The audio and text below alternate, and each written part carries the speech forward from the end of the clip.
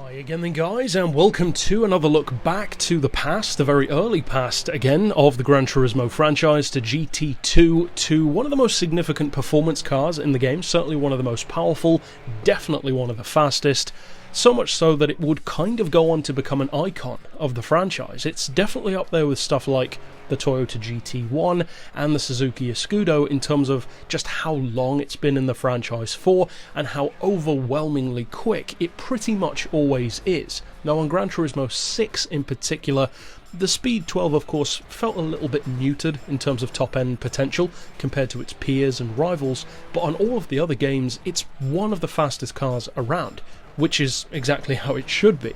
Now, as far as GT2 goes, this is the only time in the franchise where we've had the technically initial generation Speed 12, if you will, the concept car, because of course later on the year 2000 version, which is much bigger and more bubbly looking, is the more finalised production variant. Of course, one was built, it was deemed too dangerous, and then a couple of custom ones developed from that later on for private customers. But this is the first generation, the initial Speed 12, which was initially, of course, referred to as the 7-12 concept, rather than the Speed 12. Now in the game, it's available in two forms. You can get it as the standard purple road car, which is a gorgeous machine. Far too few games feature this first generation version, but then of course, as you can with many cars in GT2, you can give it the race conversion and turn it into what I would say is probably the best looking racing version of the Speed 12, which is the same version that Top Gear featured way back in the day, the white and blue 7-12, in effect GT1 car. Now of course it wasn't this version of the Speed 12 that would go on to race anywhere near as much as the later Cerbera in GT1 racing, but at the same time it wasn't exactly a successful car in any form of racing. It wasn't overly reliable, and the biggest advantage of a Speed 12 was of course its power and, as the name suggests, its speed. Whereas when you significantly neuter a lot of that power and top end potential for racing, it kind of loses one of its biggest advantages.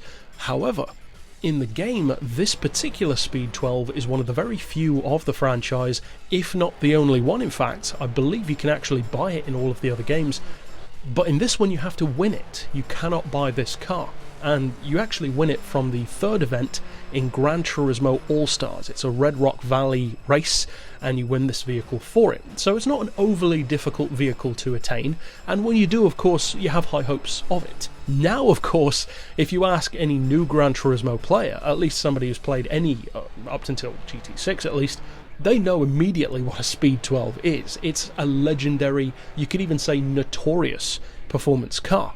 And it's easily up there with vehicles such as, to name a couple, the Shelby Cobra or the Lancia Stratos, where they are these very capable cars but also very challenging ones. And the reason why all three of those in fact have in common the fact that they are worth the effort is because they are competitive. They're not just difficult to drive for the sake of it.